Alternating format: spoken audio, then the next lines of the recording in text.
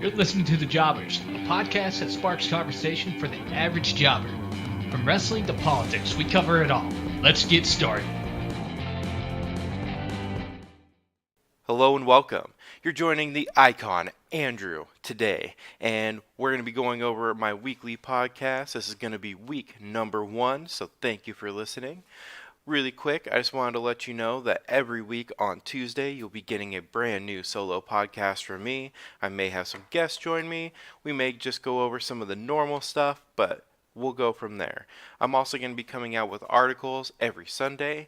We're going to tie these in together, so you're going to be getting a lot of my podcast and a lot of my articles kind of blending in together moving forward.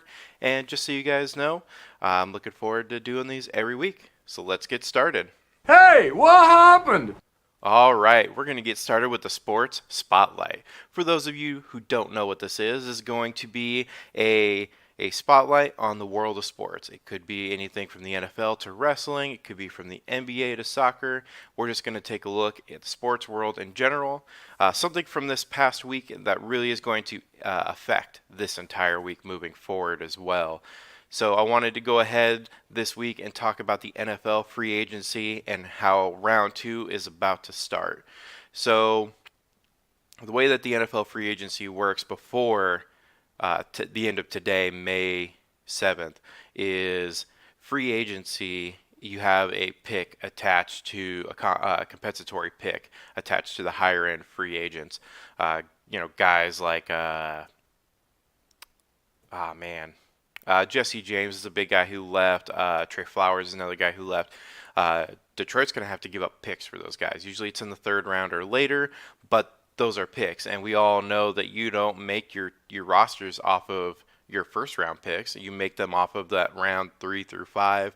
That's kind of the home run area that you know you're getting solid players at. So the reason why tomorrow, the 8th of May, is actually going to be a really big deal is the compensatory picks will no longer be attached to any of the picks moving forward. So any free agents that you pick up, not going to have that effect. So you do run the risk of waiting this long, but at the same time, you actually get a big benefit of not signing somebody until this late. Now, along with that comes the NFL draft. So the NFL draft, we see a lot of these guys get their replacements picked during the draft. That's why we have rookie camps that are before this second wave of free agency. So each team can take a look at their rookies. They can cut the veteran that's there or trade them off before round 2 starts. So they're not really hindering the player or the free agency. And that's kind of something collective bargaining goes into. Collusion. We've seen the thing with Michael Crabtree. We've seen it with Barry Bonds in the MLB. You run the risk of colluding against a player, of stopping their career if you don't do the due diligence and try to keep them on. So somebody that's not on this list because he's not a free agent, and I know we're specifically talking about free agency, but I really wanted to talk about Kyle Rudolph. With the Minnesota Vikings. He's currently on their roster, and I think he's going to be the first one traded off, and I hope he is not traded to the Patriots. So I don't see them cutting him. He'd be owed a little bit too much money in dead space, whereas if they trade him, the other team is going to eat that money. Now, with Irv Smith coming in, it looks like the Vikings really love Irv Smith, and he had a fantastic rookie minicamp. So moving forward, I don't see a lot of Kyle Rudolph being a big part of this Minnesota Vikings team, and with Kirk Cousins needing better, passing options than just Stephon Diggs, I think that's the best route for them to go as well. So I think it's kind of a win-win for both the player and the team if they just move on from the player. Now, hopping into the free agency really quick, I do have 4 big names that I really wanted to talk about that won't have that compensatory pick moving forward. And number 1 is Jamie Collins. And so I kind of got the idea for picking a couple of these teams off of CBS Sports. Well, the big one is Collins in my next player. But Jamie Collins was fantastic in New England, and it proved that both offensively and defensively, as long as Bill Belichick is the one who is scheming for you, you're going to look great. Richard Richard Seymour had the same issue. He looked fantastic, went to somewhere new, went to Oakland, and was very mediocre. This isn't the first time we've seen it happen. Vince Wilfork went to Houston, and he just looked like he was out of place, and he was out of the league within 2 years. Now, Ty Law went to Kansas City, where they ran a similar system with Romeo Crennel, who was with the Patriots when Ty Law was playing there. So that carryover really didn't happen, or didn't really affect him. But when he went to the Jets, it was all downhill. So you could kind of see how that goes. Even, if you look at Brandon Browner from Seattle, he came over, looked fantastic, went to the Saints, fell off the map, out of the league after that year. Darrelle Revis went to the Patriots and then went to, I want to say the Steelers or Kansas City, and he bounced in and out of the league for the next 2 years and then retired. And he was a no-name. So, Collins, he's going to go to Kansas City, I believe, and I think that'd be a wonderful fit for him. I think the new defensive coordinator, Spagnuolo, is going to be able to really maximize what Collins can do. And I just think that system's really going to fit his skill set. So I think that's a great pickup for Kansas City if they can make it happen, especially losing Houston and Ford. I think that's a huge one to pair with Frank Clark. The next one is going to be Eric Berry going to the Cleveland Browns. We all know that Landon Collins left the Giants, and we think Eric Berry would be a great fit, but I think they're two completely different players. I know Eric Berry is kind of a hard hitter, but Landon Collins was more of an in the box, whereas Eric Berry is better in coverage. Where the Browns were easy to get rid of Jabril Peppers is another in the box player like Landon Collins, and that's why we didn't see the Browns go after Landon Collins moving forward, because he didn't fit what they wanted to do. They need a safety who's going to be in coverage, and Eric Berry gives them that safety and coverage, and I think they can get him at a really cheap discount. I believe he's owed like $15 million from Kansas City, so he's not looking to make money. He might go in for the league minimum and just try to help make that team better. And hey, I think that secondary becomes fantastic with Eric Berry, especially coming back from cancer. And so proud of him for battling through it for a second time and coming back still. I think it's going to be a great comeback story.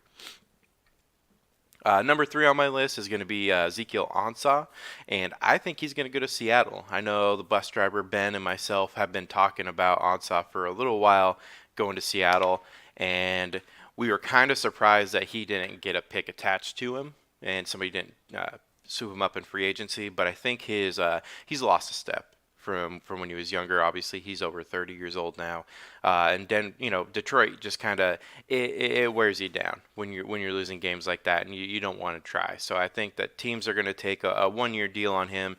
Very minimum, probably going to be a couple $1 million, and I think Ansah can have a really big impact on that new and improved Seattle line, and I think that defense gets extremely better with Ansah putting pressure on the quarterback, especially now that you have Garoppolo coming back. You're going to have Kyler Murray in your league, and Jared Goff is doing fantastic.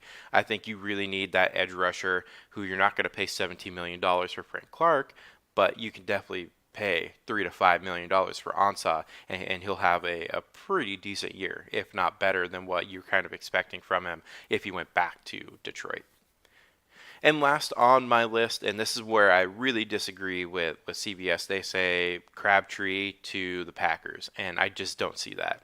You have Devontae Adams, who is definitely an over-the-top kind of guy, but Crabtree in this part of his career isn't Jordy Nelson when he was in Green Bay, and that's what the comparison was, and I disagree. I think Crabtree can still kind of make it over the top, whereas Jordy couldn't. Jordy was really good running in and out of his breaks. He was able to run those routes that they needed to run. I think that Crabtree, he can make those plays, but he's more of a traditional outside, whereas Jordy was more of an inside, swapping in and out with Randall Cobb, and Crabtree, he's a traditional outside, wide out, running downfield. He's not running slants in the slot and getting lit up by a linebacker. And so for me, I think the Carolina Panthers would be a fantastic fit for him. I was thinking the Saints would be another big one, but the receiving course coming around, especially after Des Bryant had his issue. I thought they weren't really wanting to take a flyer on another older veteran, just in case of the injury bug. But I think Carolina would be a fantastic fit. DJ Moore and Crabtree being able to play on the outsides, and then allowing these younger rookies to work the inside and still get their reps in and still be able to get a chance. Obviously, this does kind of go off of if they're going to bring back Cam Newton, if Cam Newton's actually healthy. That's where this kind of relies on. If Crabtree doesn't go, or if Cam Newton doesn't come back, it's kind of hard to put Crabtree in at the Panthers. And at that point, I do kind of see the Saints possibly taking a chance on him. But, only one way to find out, and that's at the end of the day. So starting tomorrow, tonight at midnight Eastern time, you're going to see a wave of second free agency here, and I think it's going to kind of go really quick. You're going to see a lot of the big names. Obviously, we didn't talk about Ndamukong Suh, but you'll see a lot of those big names being picked up and taken off the board really, really quick because, you don't have to pay for them as much as you're having to actually pay for them. You suck! All right. So usually at this point, we would be getting into some joke development. But for this week, I'm going to have to pass on it. Next week, we're definitely going to get to it. For those of you who don't know, I have two dreams in my life. I've always wanted to be a professional wrestler and a stand-up comedian. I got to play baseball, which was fantastic, but it wasn't I didn't have as much of a passion for it, despite my tattoos and my love of baseball, as I did for wrestling and comedy. So I'm actually beginning a journey from having no experience in comedy to writing my jokes onto doing some stand-up at the open mics around here in Portland. So I want to include you guys. I'm going to give you guys some of my information about what I'm doing and just kind of see where, so you guys can see what's in my head and how my jokes are developed. And I would love to hear any feedback from you guys on Twitter, on Facebook, heck, even on Patreon. It doesn't matter to me. As long as you guys give me some feedback, doing great, change some things, I'll take it. So, after going for some jokes, we're going to definitely hop into the world of wrestling, and mainly we're going to hop into what happened last night on WWE Raw. I have been very, very critical of the 50-50 booking, and I think it is terrible. We didn't see that happen in the Attitude Era. The golden era of wrestling was the Attitude Era. We saw Stone Cold not lose for a very long time and then randomly lose, and it felt big. So when Brock Lesnar, who hasn't been pinned on Raw for a very long time, when he loses on Raw, it's going to feel like a big thing. But when you have Seth and AJ trading wins and losses on Raw, it doesn't feel big and it doesn't feel important. So when they go into, for this one, the Money in the Bank or any pay-per-view, it doesn't feel like, oh, cool, well, they're evenly matched, great. We really don't know who's going to win. But you miss out on those, man, Seth is just on a roll. He's beating everybody. He pinned AJ on Raw. AJ's been pinning people on Raw, no problem. And Seth is just running through it, and then AJ beats him. Man, that's a great comeback. And even if it's just losing once to the champion and then winning the championship, that's a big deal because you have made your return. Or even if, Seth pins AJ once and then runs through everybody and then pins AJ again at Money in the Bank and then runs through everybody else before running to somebody else, I'm okay with that. I want to see a champion who's on Raw, who's going to be winning matches and not having to see Brock Lesnar once every couple of months, and he doesn't even wrestle on Raw. So it's do the thing you're doing with Brock, but do it every week with Seth, and I'm okay with it. Now, that being said, I feel like last night we really saw the beginning of the end of the brand split. Now, WWE decided they wanted to do this thing called the Wildcard. Now, the Wildcard apparently was, and I think it's a terrible idea, where you could take three people from either roster, and they could go over to the other roster at any point of that week. And they could go over and attack and challenge for a match or challenge for a title, and I thought it was stupid.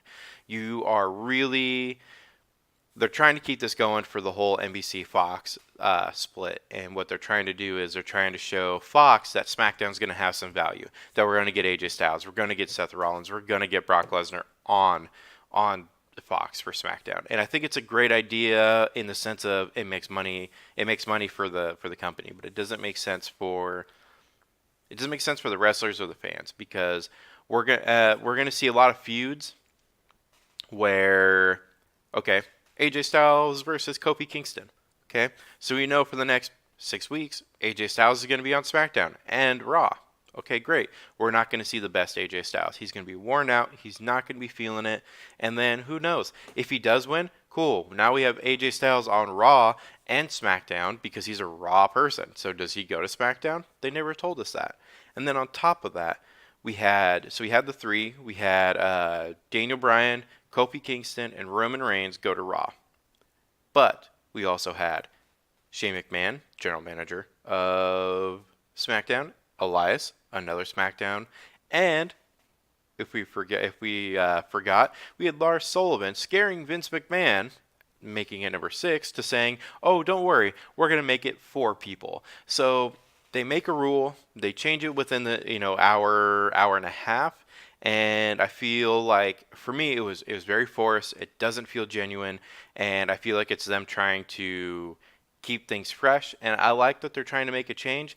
They could have made it better. They could have made a better announcement for it, and to me, it just felt like it was forced, and they're trying to make us be okay with it when we would have been okay with it, given that they, actually gave us what we wanted. On top of that, bad booking again. I'm looking at Raw, and so like I said, well, bad booking is kind of the theme here for Raw, so we're just going to kind of go down. So we're looking at it. We had Roman Reigns, Kofi Kingston, and Daniel Bryan all come into the ring and start talking. Roman Reigns, after Vince McMahon started talking about the whole wild card, he didn't even name it the wild card.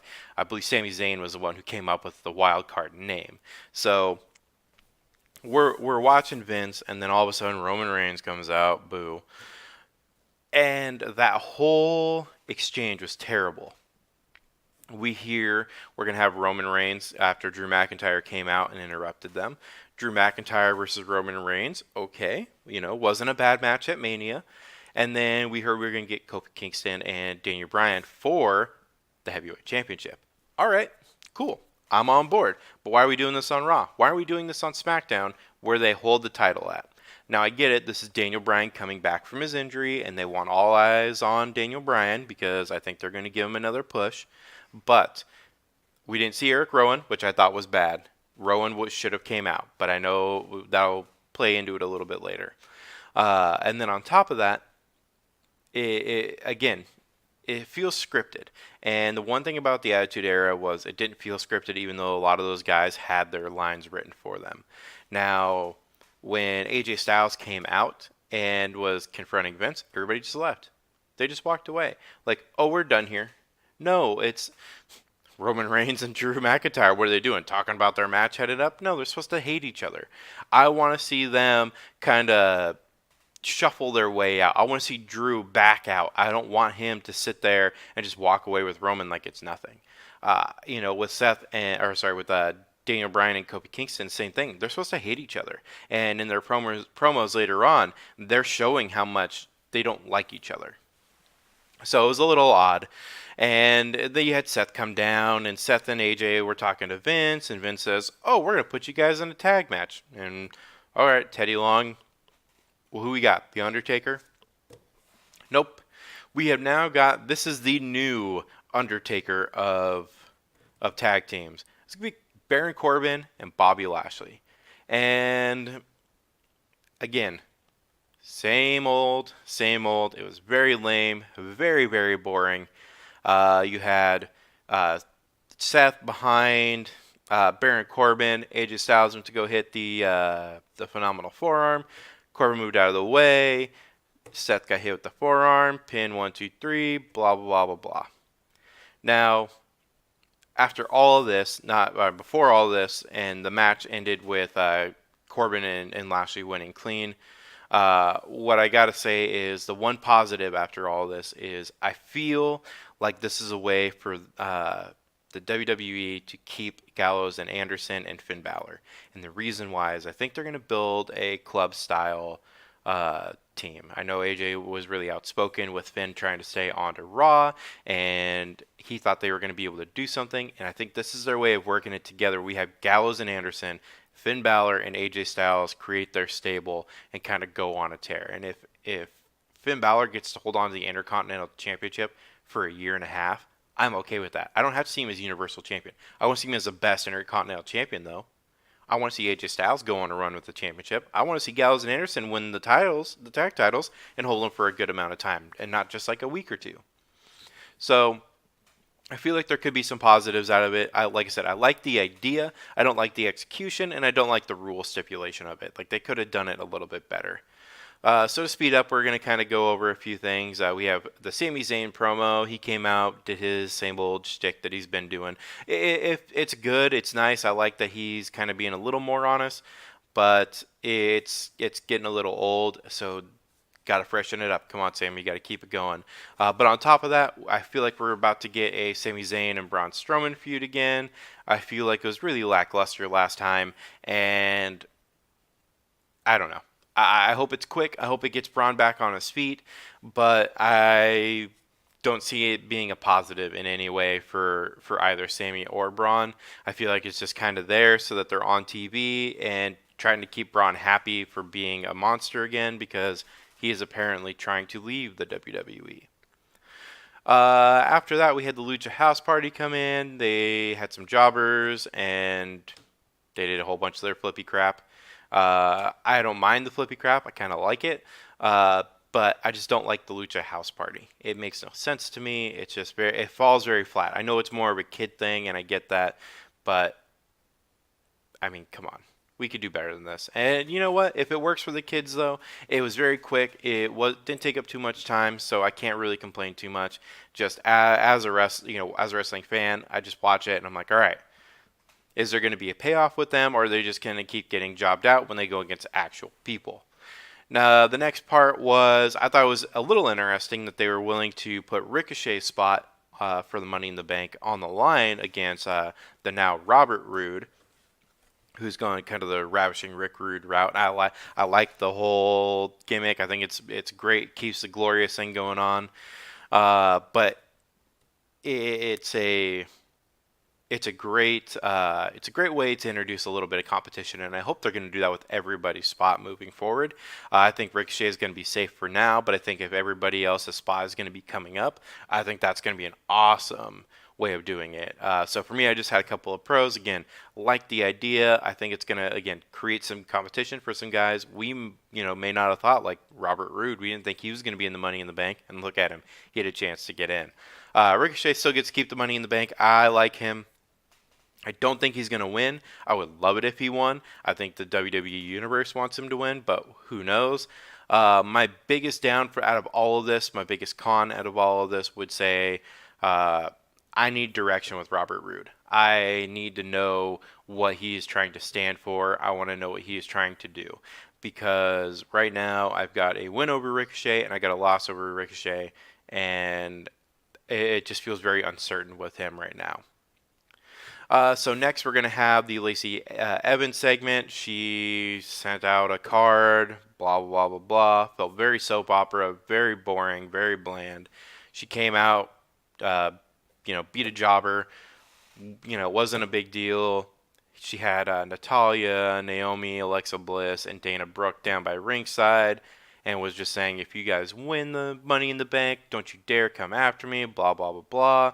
Becky attacked her. I like what they're doing with Becky. I like that they're allowing her to just kind of like wait back. She feels big. Again, it's that Brock Lesnar thing where she's on the show. She comes out. She'll have a match. She'll look like a beast. And she'll come out and attack the person she's going against and still look like a beast. And then when you, like last week, when you had Lacey Evans hit her with the women's right after Becky won, it made them both feel important, and it made them both feel big. Because, sure, Becky just got done with the match, but Lacey wasn't backing down. This way, it felt like, Lacey Evans is just trying to build something up, but Becky came out and made it look, more presentable, and it made it seem like there's a legitimate feud there. Next, we had the Bray Wyatt segment. I'm still very lost on what they're doing. I feel like it doesn't have a legitimate direction, but I like it. I don't know if I'm like 100% on board, but I feel like, but they had the rabbit get beheaded and just like the weird cuts, some of the weird sayings. I feel like it's going to really be a Dr. Jekyll, Mr. Hyde kind of personality, and I love the idea, and I really hope they don't mess up Bray Wyatt again. I really, really, really, really hope Bray Wyatt doesn't get messed up. I wasn't around for his first run, but I don't want to see them ruin what a great performer he is, and I want to see them continue that moving forward. Let's see here. Next, we got the Usos and the Revival feud.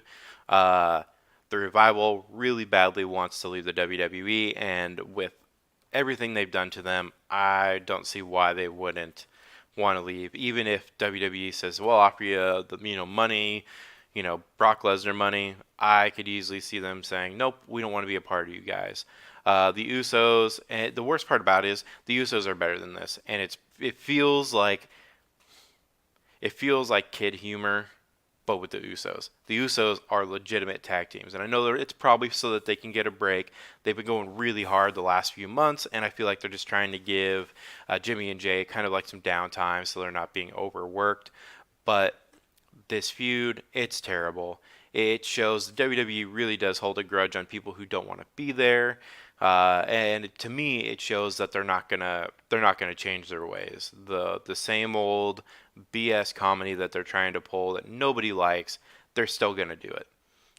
So what happened was they put essentially Icy Hot, which is Uso cream or whatever, in the tights of the Revival, so that when they went out and wrestled, their junk was on fire, essentially. And so anybody who saw that happen to them in a sports locker room, you guys understand, it's not very fun. But it just, with the whole them going and watching them shave each other's backs, doing this now, it's toilet humor. I don't like, and I love toilet humor. I love it when I'm joking about it at work or just with my friends. But I can tell you right now, with the way that this is going, don't like it in any way. 0. Done with it. Let's see here. The last one I want to get to, or second to last one I want to get to, was Lars Sullivan versus No Way Jose. No Way Jose came out. Please, for the love of God, get rid of No Way Jose. He's making jobbers like us look bad. He is not a very good wrestler. That stupid conga line needs to go. Everything about him, don't like it. But it made Lars Sullivan look great, and I like that. Anytime you can get a name instead of just a regular, a city jobber, but when you have a name on the roster who is a jobber, who gives it up to Lars, I feel like they're building what they wanted to do with Braun Strowman, and maybe we get Lars versus Braun, and maybe that's the payoff after all of this. Who knows? And then the very last match of the night was Daniel Bryan. Oh, sorry, we had 2 more matches. Reigns versus Drew McIntyre. Very solid match. Again, not a big Roman Reigns fan myself, but I would definitely say it was a solid match. Drew McIntyre looks fantastic. I'm really, really hoping he wins the Money in the Bank outside of Ricochet. I think Drew has a legitimate chance of winning it because, Vince McMahon loves big, sweaty men. But I don't like the outcome. It's, again, the same crap every week. If Roman wins, and I don't like Roman, if Roman would have won that clean, I would have been okay with it. It made Drew look fantastic. It made them both look good. If Drew would have won clean, it still would have made Roman look good. But instead, we got Shane McMahon and Elias come in, who are now apparently a tag team, and they're going to be, I think, we'll get to the tag team part of it for SmackDown next week, but I really think Shane and Elias are going to award themselves the tag titles tonight after the Hardys gave away their titles due to injury. So Shane and Elias came in, beat up Roman Reigns, think it is dumb. Roman's going to probably attack him tonight on SmackDown. So stupid. Great sell, though, by Roman when Drew hit the Claymore kick on him. I thought it looked fantastic. That was one of my favorite moves in WWE. But yeah, at the end of the day, thought it was terrible. Could have done better with that ending. And then we had Kofi Kingston versus Daniel Bryan. Thought it was the best match of the night. Yeah, best match of the night. It was a clean win. That's why I thought that if Rowan would have came in, I thought that would have been fantastic. Because if Rowan would have came in and tried to help Daniel and Kofi would have won, man, that makes Kofi a legitimate winner right there. Nobody is going to be able to mess with them. But I think what they're trying to do was they don't want to bury Daniel Bryan. So that's why they left Xavier back on SmackDown and Rowan back on SmackDown, because you want to see a good match to where you can say, okay, Daniel Bryan had a legitimate chance of winning this match, and it just went better for Kofi that night. Whereas if Rowan would have came in and Kofi would have still won, basically 2-on-1, then you would have said, all right, Daniel Bryan's done. He looks over with, blah. So, yeah, Raw was just very average. I thought it was, again, same old, but I really liked the Drew Reigns and the Daniel Bryan Kofi Kingston matches.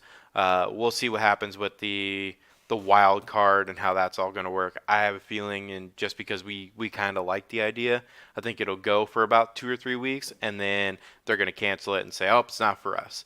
So we'll see how WWE wants to work with it, but I just don't think it's going to be I don't see it being a legitimate thing much longer. Last little bit of WWE happenings. We're going to be going over some power rankings on the podcast, and then in my articles, I'm going to be giving you guys the actual full-on power rankings. So the way I'm going to rank them is, in my eyes, and tag teams count as one person. So if you hear the Revival, it's not Dash and not even going to get into the other name because I can't remember it. But if you hear the Revival, it is one team. Kurt Hawkins, Zack Ryder, that is one team, not separate people. So I feel like in the WWE, there are 30 legitimate people that could be going anywhere between champion and not champion. After that 30, we're talking, Avari, Davari or whatever. We're talking guys on 205 Live, Akira Tozawa. Those guys, they don't have an impact on the main roster. There are 30 people or teams that are going to have a legitimate impact on the main roster. So in the podcast, I'm only going to give you guys a couple of them. I don't want to give away the entire one because I want you to go in and read the article, but I'm going to give you a tease. So I'm going to start you off with the first tease. Number 13, Lars Sullivan. So obviously we did have a ranking last week. But at the end of the day, I wanted to do this for you guys, and I think it's a fantastic way of giving you guys something to look at. So for me, Lars Sullivan is on the up and up.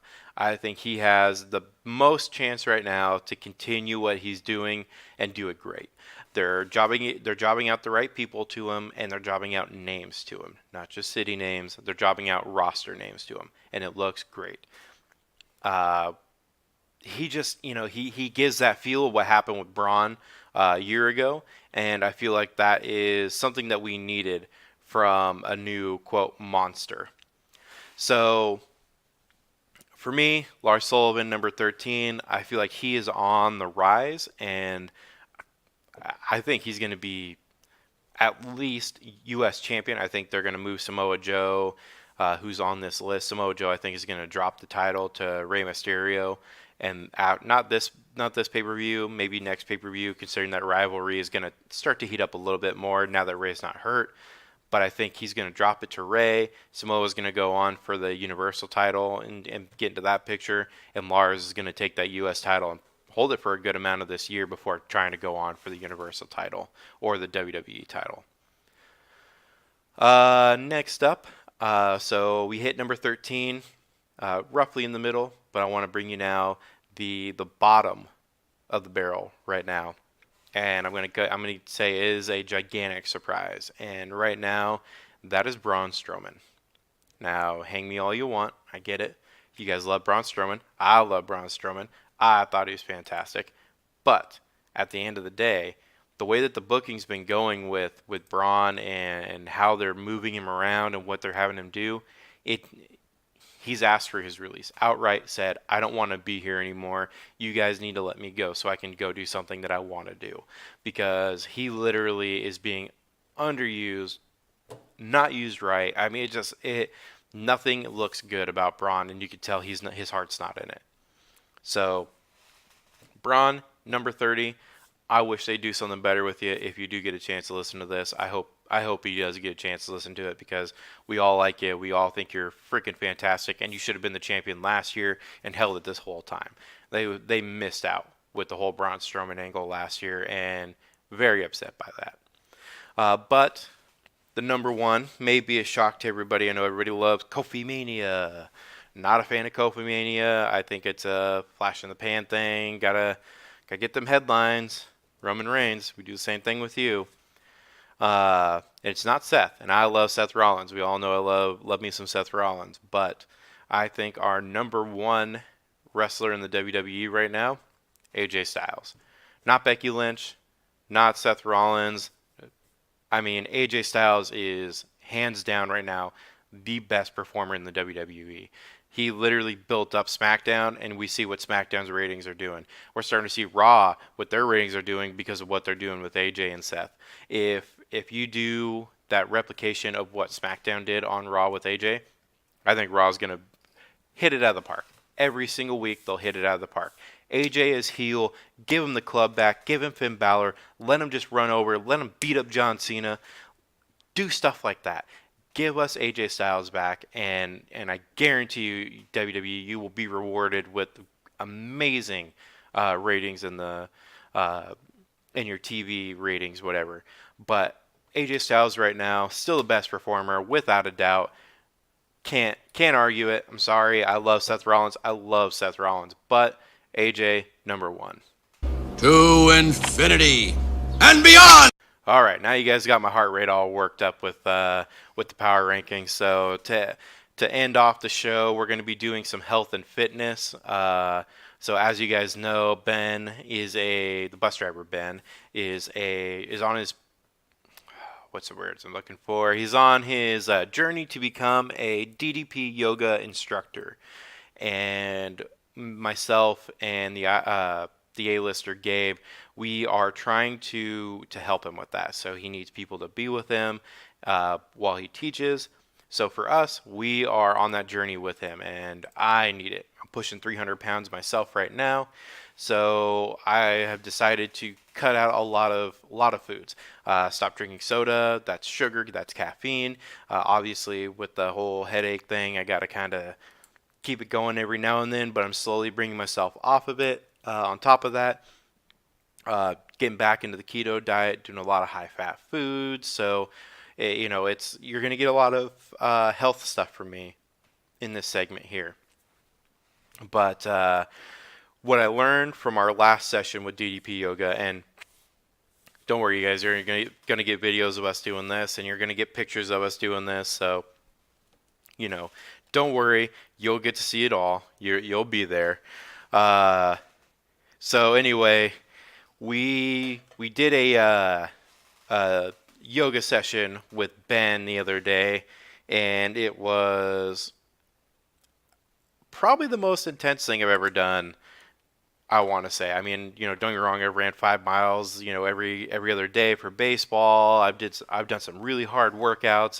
Don't get me wrong, I've done a lot of really hard crap in my life, but the amount of effort that you put in, and there's no weights to it. That's the craziest part about it. It's low impact on your joints, super easy on your body, but it works you out. And so for me, I sold my car so I could walk and or ride my bike to work. So it'll help me in between our days of working out.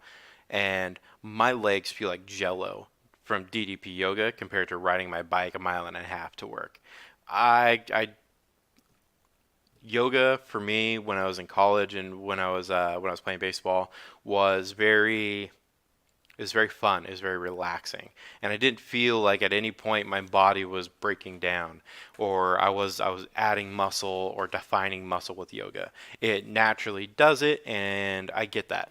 Like, I love yoga. Not saying anything bad about yoga, but this, you feel the burn. You feel the change that's happening, and I love it. I absolutely love it. So we're going to be doing that a little bit more. I have to learn myself on on how hard to push myself, on when to take it easy. There's modifications that go with it, so you can make it a little bit gentler on your body, especially for me, who's a little bit heavier right now.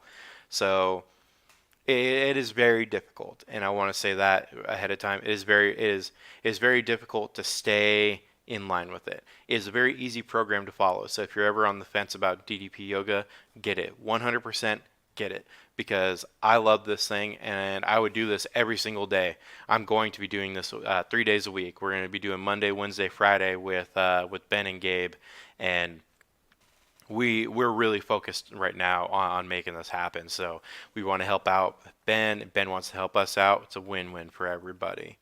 But on top of the health and fitness part of it, I really wanted to talk about some meal prep stuff. I know it's hard for a lot of people to do meal preps, and I get that. I'm another one of these guys. I love playing my video games. I have the podcast, do the editing for our podcast. I post all of our podcasts. Like, I'm a busy guy. I only get about 4 hours of non-workday stuff at home, and I want to enjoy that time. And meal prep isn't one of my things I want to do on my day off. But what I've learned is you can do simple meals. And so obviously you can't just cut out carbs completely. That would be dumb. Your body's not going to be able to create energy off of no carbs. So what I've started doing is I have days where I do low, medium, and high carbs. So, on days that I know I'm going to be burning a lot of energy, I'll do high carbs because I need that energy in my body. And then I'll do a high, a medium, and then a low day.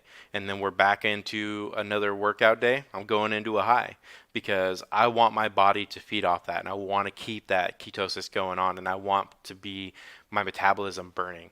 So my meal prep for you today is going to be on the high side, and it's going to be top ramen. And I know people are going to give me a hard time for top ramen. We're not using the salt packet or whatever it is. Essentially, it's just like a salt lick. You're going to make your own seasoning for this. So the way that I do this is I do a protein with it. So if you're doing chicken, get the chicken top ramen. If you're doing steak or beef or carne asada, get yourself some beef one. If you want to do shrimp, so on and so on, so on and so forth. So I just kind of want to talk about what I do with top ramen. So I feel like your flavors aren't going to come from the ramen packets. They're there to supplement the lack of protein. So what I do is I flavor it. So I do crushed red pepper, salt, pepper, and what I do is I actually make little salt packets myself, or little seasoning packets myself. I use a little thing of Tupperware. I portion it out as what I normally would. What I do is I cook it at home first, and what I do is I pour in how much I'm putting in, and then I match that in a separate container, and that's how I get my flavor, and that's how I know I can replicate that, and I'm writing it down as I go. So what it allows me to do is I can go back and look at my notes, and I can say chicken top ramen, this is what I use, quarter of a teaspoon of paprika, etc., etc. 2 shakes of crushed red pepper. We all know I use a lot more red pepper than that. But what I try to do is I try to make those, and then what I do is I make my chicken, and I make it friendly. So if I'm making taco stuff for chicken, I'll make that separate. I'll get my base done and then season it separately. But when I'm just going for like an overall, basil, salt, pepper, some crushed red pepper, and that's really about it. Just something so I get some flavor in there as well, and you want to really taste that chicken. So at that point, I put that in its own separate container, and I know what that's for. That's for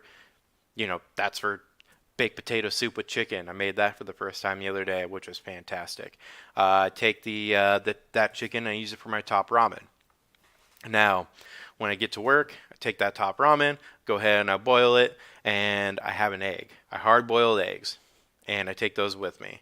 And once that's done, I cut up that egg, I toss it in there so it'll warm up, I toss that chicken in there for about another 30 seconds all together, get it nice and warm, and man, one of the best meals I've had. I used to order Panda Express every other day. I was doing Dickey's barbecue. I was not eating healthy. I was eating like crap. And I will say, once I changed this meal prep and I'm doing some intermediate fasting as well. Like I don't eat past 8 p.m. I don't eat before 11 a.m. So I have a lot of crunch time in there to eat, and when I focus on that and I have my meal and I wake up in the morning and I feel refreshed, I'll do my shake in the morning. That's why I don't eat anything, but I do consume stuff. I have my morning shake, which I'll get into at another podcast later. But when I get my first meal of the day, when I get first set of food in for the day, man, that is hands down the best meal I have, and it's extremely filling. It hits every spot that I need, and I feel like it really does. I feel like it's a staple of meal prep. And again, get rid of Top Ramen seasoning packets. Top Ramen itself isn't so bad. Sure, I know there's oils and stuff, and that's how they pack it together.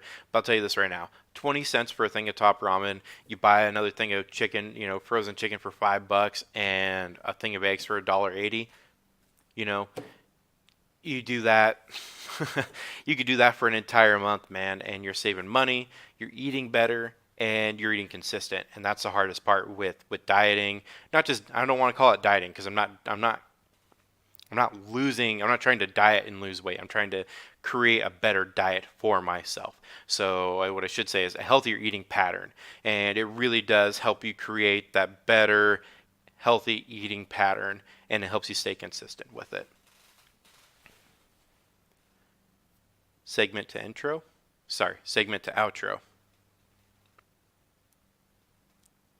Well, now you guys got me all worked up for some food, so it's about that time where I need to get going, and I wanted to say a big thank you to everybody who is listening today. This is all work in progress, so I'd love to hear some feedback from you. Toss a comment in YouTube, send me something on Facebook, hit me up on Twitter, do something. Let me know how I'm doing. I want to be here for you guys, and I'd love to get a segment in for the Icon listeners. We are not the Iconics. I swear to God, don't you ever call us the Iconics. We are the Icons, and that I'm okay with that. So for all you Icons out there who want to follow me, please do. I'm on Twitter. You can find that on our website. Please follow us on Facebook. And we love your support on Patreon as well. Please like, subscribe here on YouTube. Thank you so much for listening, and have yourself a wonderful day. Thank you for your support on Patreon. Don't forget to like and subscribe to us on YouTube and Facebook. You can follow us on Twitter using the links on our website.